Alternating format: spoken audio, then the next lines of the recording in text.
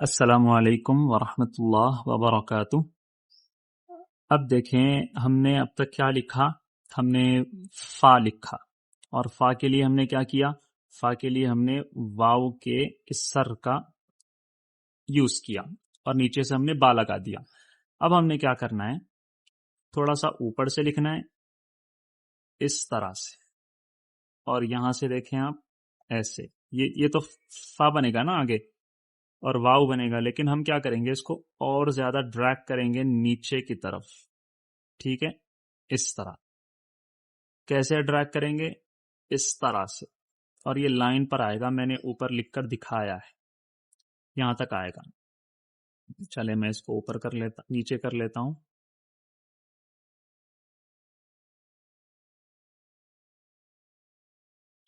اب دیکھیں یہاں سے کیا ہوگا، تھوڑا سا اور نیچے لینا ہو تو لیں، یہاں سے ہم لگائیں گے نون کا دائرہ اس طرح سے۔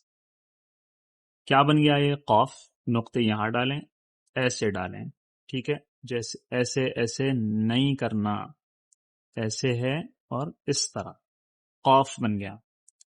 دیکھیں پھر سے میں بتاتا ہوں، ایسے اور اس طرح سے، اور یہاں سے ہم لگائیں گے پھر نون۔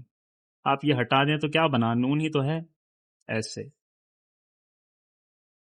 اس طرح سے لکھنا ہے۔ تو یہ قاف ہے، اور اس کے بعد ہم